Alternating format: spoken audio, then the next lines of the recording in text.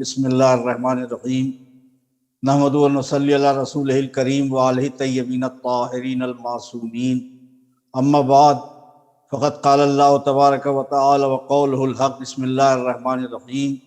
وقضى ربک الا تعبدوا الا ایاہ وبالوالدین احسانا۔ ناظرین کرام السلام علیکم۔ ہر انسان کی خواہش یہ ہوتی ہے کہ اس کے رہنے کے لیے ایک اچھا گھر ہو، پہننے کے لیے بہترین لباس ہو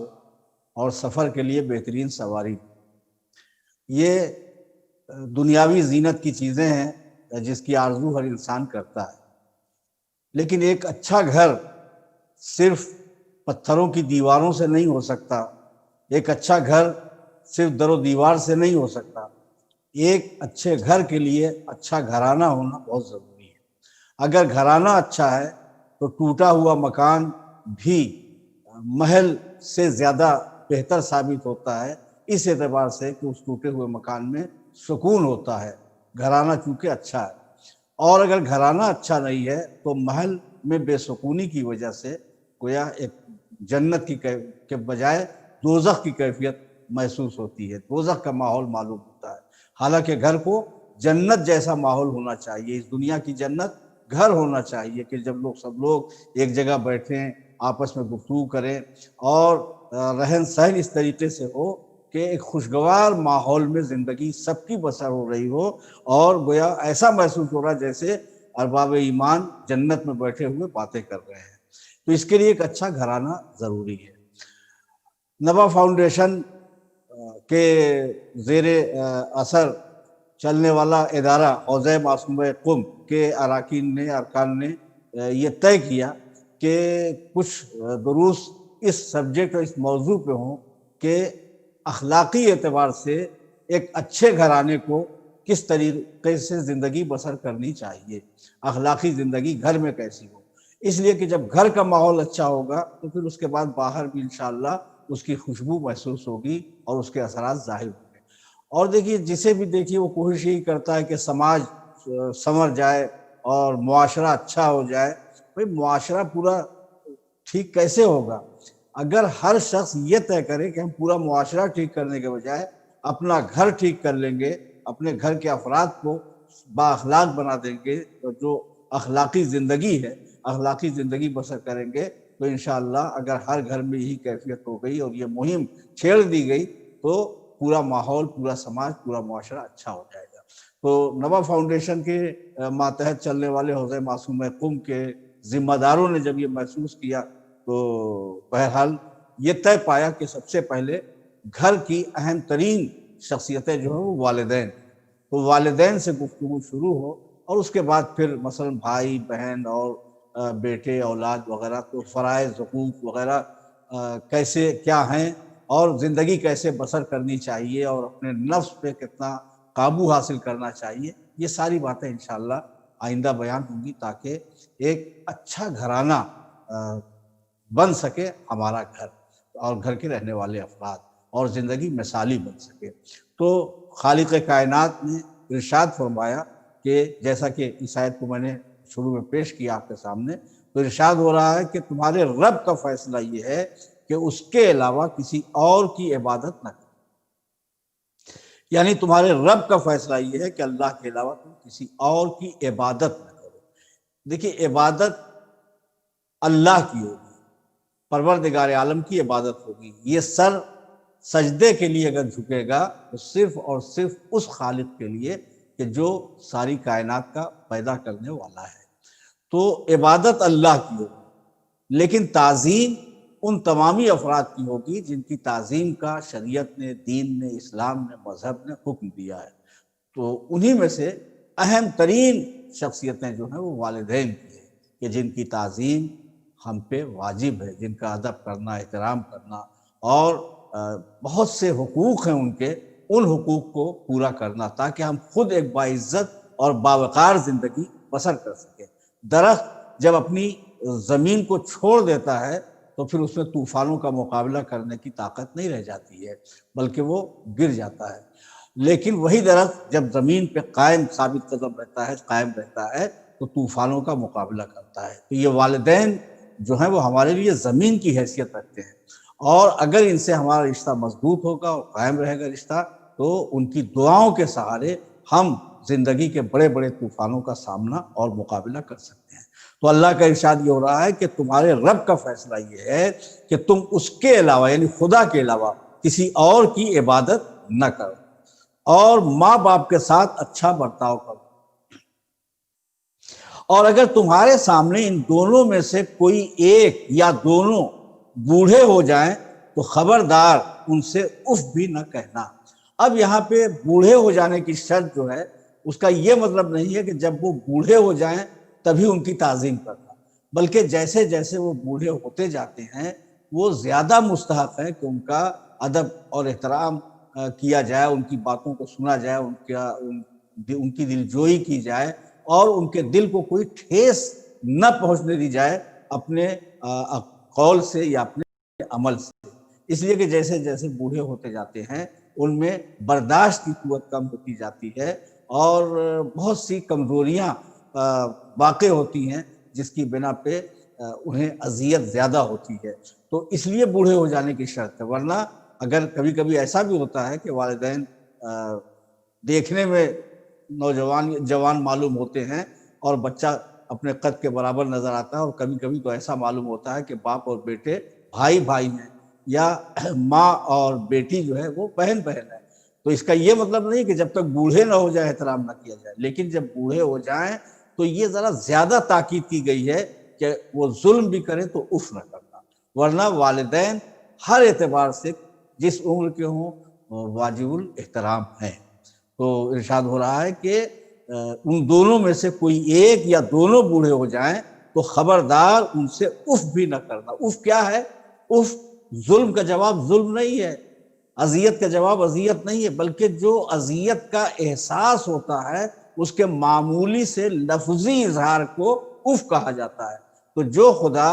اس معمولی سے لفظی اظہار کو بھی گوارا نہیں کر سکتا کہ والدین کے خلاف ہو، تو اگر کوئی زور سے بولتا ہے، چیخ کر بولتا ہے، والدین کی بے ادبی کرتا ہے، ان کی دل شکنی کرتا ہے، تو وہ خدا کیسے گوارا کرے گا، وہ خدا کیسے برداشت کرے گا؟ اور یہ سمجھ لیجئے کہ اگر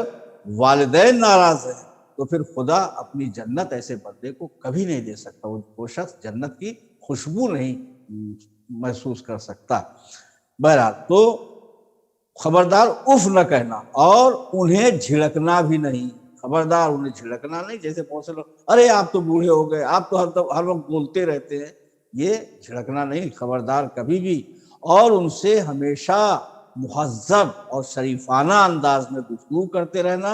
اور ان کے لیے خاکساری کے ساتھ اپنے کاندھوں کو جھکائے رکھنا، اپنے شانوں کو جھکائے رکھنا۔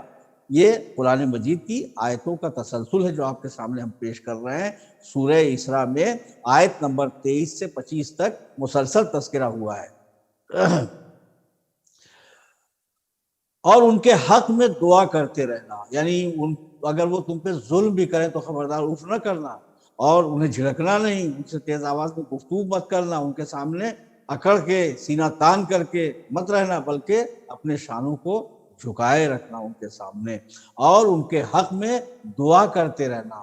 کیا دعا کرنا؟ کہ رب ارحمہما کما ربیانی صغیرا، پروردگار ان دونوں پر اسی طرح رحمت نازل فرما جس طرح انہوں نے بچپنے میں مجھے پالا ہے۔ تو یہ ہے والدین کا ادب، یہ ہے والدین کا احترام، اور اگر بچے والدین کا احترام کریں گے، والدین کا دل خوش رہے گا، تو وہ تو یوں بھی زبان سے دعا دیتے رہتے ہیں، لیکن جب بچے سعادت مند ہوتے ہیں، فرما بردار ہوتے ہیں، تو دل سے دعا نکلتی ہے، دل دعا دیتا ہے، اور والدین کی دعا زندگی کو کامیاب بنا دیتی ہے، اس ترقی کے اس منزل پر پہنچا دیتی ہے جہاں انسان سوچ بھی نہیں سکتا، جہاں انسان تصور بھی نہیں کر سکتا۔ بہرحال تو اس آئے وافی ہدایت کے ذیل میں حضرت امام جعفر صادق علیہ السلام کا ارشاد ہے کہ وہ بالوالدین احسانہ، یہ جو اس میں ارشاد ہو رہا ہے کہ وہ بالوالدین احسانہ، شروع میں تو خدا کے سلسلے میں ہے کہ وہ قضا ربک الا تعبدوا الا ایاہ، تمہارے رب کا فیصلہ یہ ہے کہ اس کے علاوہ کسی اور کی عبادت نہ کرنا۔ اس کے بعد ارشاد ہو رہا ہے وہ بالوالدین احسانہ، اور والدین سے حسن سلوک کرنا۔ تو امام جعفر صادق علیہ السلام نے یہاں پر وبالوالدین احسانہ میں احسان کے معنی کی یوں وضاحت فرمائی ہے۔ آپ فرماتے ہیں، یعنی ہمارے چھٹے امام فرماتے ہیں کہ ان کے ساتھ احسان کا مطلب یہ ہے کہ اچھی طرح ان کی ہم نشینی میں رہو، ان کے پاس بیٹھو، ادب سے احترام سے اپنا وقت دو ان کے پاس۔ یہ نہیں کہ آپ نے پیسے دے دیے انہیں، آپ نے ان کے لیے کپڑے لا کے دے دیے، ان کی ضرورت کی چیزیں فراہم کر دیں اور آپ نے زیورات بنوا دیے، تو یہ تو خیر مسائل زندگی ہیں کہ جس کو فراہم کرنا ہے، لیکن جو سب سے اہم چیز ہے وہ یہ کہ آپ اپنا وقت نکال کر اپنی تیز رفتار زندگی میں سے یہ قیمتی وقت نکال کر کے والدین کے پاس بیٹھیے اور بیٹھ کر کے ان کا درد سننے کی کوشش کیجیے، ان کی باتیں، ان سے اچھی اچھی باتیں کیجیے تاکہ ان کا غم ہلکا ہو، اگر دل میں کوئی بوجھ ہو تو وہ ہلکا ہو جائے۔ تو ان کے پاس بیٹھنا، آپ سمجھ نہیں سکتے کہ والدین کے پاس تھوڑی دیر جب اولاد بیٹھ جاتی ہے تو کتنا ان کا دل خوش ہوتا ہے، اور جیسے ایسا محسوس ہوتا ہے کہ ساری دنیا کی بڑی عظیم ترین نعمتیں ان کو مل گئی ہوں۔ حالانکہ آج کی اس تیز رفتار زندگی میں انسان کے پاس دولت تو ہے، وہ ملازم رکھ کر کے والدین کی خدمت کرا سکتا ہے، لیکن وقت خود نہیں دے پاتا ہے۔ لیکن شریعت کیا کہہ رہی ہے، ہمارے چھٹے امام کیا فرما رہے ہیں کہ ان کے پاس بیٹھو، ادب کے ساتھ، احترام کے ساتھ، ان کا درد سنو، اپنی باتیں ان کے سامنے پیش کرو، ان کی باتیں سنو اور ایسی خوشگوار گفتگو کرو کہ ان کا دل خوش ہو جائے۔ اور اس طریقے سے گویا ان کی زندگی، میں اس کی وضاحت کر رہا ہوں کہ اس طریقے سے ان کی زندگی بڑھ جائے گی اگر اولاد اس طریقے سے وقت دے گی اور پاس میں بیٹھے گی۔ وہ بڑے بڑے درد اور غم کا مقابلہ کر سکتے ہیں اگر اولاد پاس میں تھوڑی دیر بیٹھ کر کے ان سے اچھے انداز میں اچھی باتیں کرتی ہے، اچھی گفتگو کرتی ہے۔ تو یہ والدین کی صحت کے لیے اور خوشی کے لیے گویا ایک بہت بڑی دولت ہے کہ بچے، اولاد ان کو وقت دیں اور وہاں بیٹھیں، چاہے کتنی ہی مصروفیت کیوں نہ ہو، لیکن جیسے زندگی کے تمام اہم کاموں کے لیے ہم وقت نکال لیتے ہیں، ایسے ہی وقت والدین کے لیے، اس لیے کہ یہ زندگی والدین کی عطا کی ہوئی ظاہری وسیلہ، مجازی وسیلہ پروردگار عالم نے ان والدین کو بنایا ہے۔ اور یہی نہیں بلکہ والدین اللہ کے صفات کا مظہر ہیں، اللہ نے اپنے صفات کا مظہر بنایا ہے۔ آپ ان کو دیکھیے اور سوچئے کہ جب ان کے دل میں شفقت اتنی ہے اور محبت اتنی ہے کہ وہ اپنے بیٹے کے ساتھ اور یا اپنی اولاد کے ساتھ کتنی محبتیں کر رہے ہیں کہ باپ ساری عمر کی کمائی جو ہے وہ اولاد پہ قربان کر دیتا ہے، اور ماں جو ہے وہ اپنی تمام زندگی کی خوشیوں کو اور زندگی کے تمام آرام کو اپنی اولاد پہ قربان کر دیتی ہے۔ تو اب آپ کی بھی ذمہ داری ہے کہ آپ اپنا وقت دیں، یعنی والدین نے کتنا وقت آپ پہ صرف کیا ہے۔ آپ تو اگر ساری زندگی ہر وقت والدین کی خدمت میں رہیں تب بھی وہ حق ادا نہیں کر سکتے۔ کسی نے امام سے پوچھا تھا کہ مولا میں والدین ماں کی خدمت بہت زیادہ کرتا ہوں، نہلاتا ہوں دھلاتا ہوں، کوئی اور ہے نہیں، کھانا کھلاتا ہوں، ہر بات کا خیال رکھتا ہوں، کیا کچھ حق ادا ہوا؟ تو مولا نے فرمایا کہ وہ جو 9 ماہ پیٹ میں رکھا تھا اس کا حق ادا نہیں ہو سکا، اور اس کے علاوہ سوچ کہ وہ جو تمہاری پرورش کر رہی تھی اور تمہارا خیال رکھ رہی تھی، تمہیں زندگی کی دعا دے رہی تھی، اور تم جو ان کی خدمت کر رہے ہو تو ان کی موت کا انتظار کر رہے ہو۔ تو وہ تھے کہ جو زندگی کی دعا دے رہی تھی، اور تم وہ ہو جو ان کی موت کا انتظار کر رہے ہو۔ تو دونوں کی خدمت میں فرق ہے، تو حق ادا نہیں ہو سکتا والدین کا۔ تو امام نے فرمایا کہ ان کی ہم نشینی میں رہو، والدین کے پاس بیٹھو، اور اگر انہیں کسی چیز کی ضرورت ہو تو ان کے سوال کرنے سے پہلے ہی ان کی خدمت میں پیش کر دو۔ اور ایسے نہیں کہ اب جیسے کوئی شخص کسی کو دے رہا ہو، سائل کو یا فقیر کو، ایسے نہیں، بلکہ جیسے بادشاہ کی بارگاہ میں ہدیہ پیش کیا جاتا ہے، ایسے والدین کی خدمت میں ان کی ضرورت کی چیزیں پیش کرو، ادب کے ساتھ، احترام کے ساتھ۔ ایک حدیث میں ہے کہ والدین کے عاق شدہ انسان سے کہا جائے گا کہ جو تیرا دل چاہے انجام دے،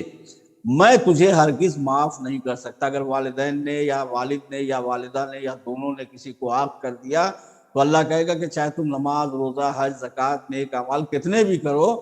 مجھے اس کی پرواہ نہیں ہے، میں اسے قبول نہیں کروں گا، میں اسی کے اعمال قبول کروں گا کہ جس سے اس کے والدین راضی ہوں گے۔ آپ سوچئے کہ جس سے اگر والدین راضی نہ ہوں، اللہ ان کے اعمال قبول نہیں کرے گا، تو پھر جن سے محمد و آل محمد علیہ السلام راضی نہ ہوں، ان کے اعمال کو پروردگار عالم کیسے قبول کر سکتا ہے؟ یہ حدیث جو ہے وہ کنز الامال حدیث نمبر 2552 میں یہ حدیث موجود ہے جو میں نے ابھی آپ کے سامنے پیش کیا۔ امام جعفر صادق علیہ السلام کا ارشاد ہو رہا ہے کہ آنکھ کھولنے کے لیے سب سے معمولی چیز اف کہنا ہے، یعنی اف کہنا یہ ہے، یہ ضروری نہیں کہ والدین زبان سے کہیں کہ ہم نے تمہیں آنکھ کر دیا، ادھر اف کیا، اس سے ان کو دل کو اذیت پہنچی، بس وہ اولاد جو ہے آنکھ ہو گئی۔ زبان سے کہنے یا کاغذ پہ لکھنے کی ضرورت نہیں ہے، بلکہ امام فرما رہے ہیں کہ آنکھ ہونے کے لیے سب سے معمولی چیز اف کہنا ہے۔ والدین اگر کوئی بات آپ کو ناگوار خاطر ہو اور اف کہہ دیں تو یہ آنکھ ہونے کے لیے وہ ایک معمولی سی چیز ہے۔ اور اگر خداوند عالم کی نظر میں کوئی چیز اس سے حقیر اور معمولی ہوتی تو وہ اس سے بھی منع کر دیتا، یعنی اف کہنے سے حقیر اور معمولی کوئی چیز نہیں ہے، تو یہ معمولی چیز ہے اف کہنا۔ اس کے بعد جتنا زیادہ شدت اختیار کرتا جائے گا آپ کا لہجہ، گناہ اتنا ہی بڑھتا جائے گا، عذاب میں اتنا ہی اضافہ ہوتا جائے گا۔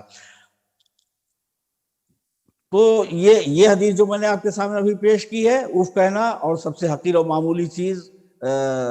یہ ہے اف کہنا، یہ بہار الانوار جلد 74 صفحہ 6 پہ ہے۔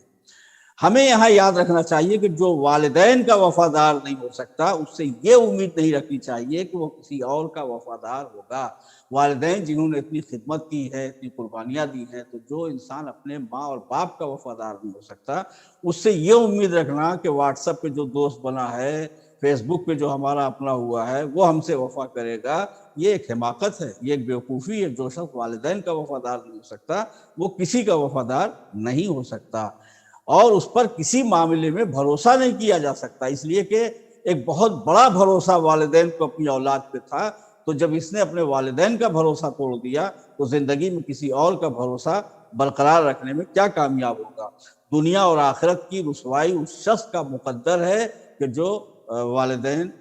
کے مخالف ہوا، والدین کے خلاف اس سے باتیں کی، والدین سے الجھا، ان کے سامنے زور سے باتیں کی، سینہ تان کے بات کی، اکڑ کے بات کی، یا کسی اپنے اف کے ذریعے سے ہی، ایک چھوٹے سے جملے کے ذریعے سے ہی اس نے اگر اذیت پہنچائی تو وہ بہت بڑا بد نصیب ہے، اور دنیا اور آخرت دونوں جگہ اس کی رسوائی اس کا مقدر ہے۔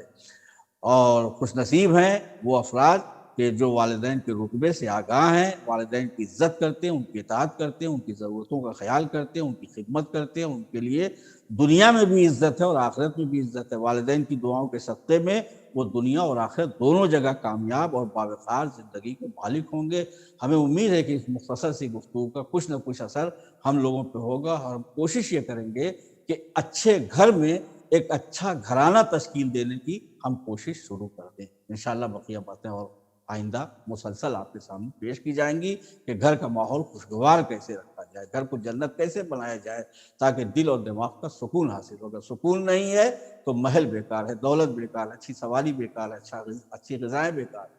اور اگر سکون ہے تو ادنا زندگی بھی بہت اعلیٰ اور برتر زندگی ہوگی۔ خدا حافظ، فی امان اللہ، السلام علیکم۔ نبا فاؤنڈیشن 5 سال سے لگاتار قرآنی و اسلامی علوم کی نشر و اشاعت میں مشغول ہے۔ گزشتہ 5 برسوں سے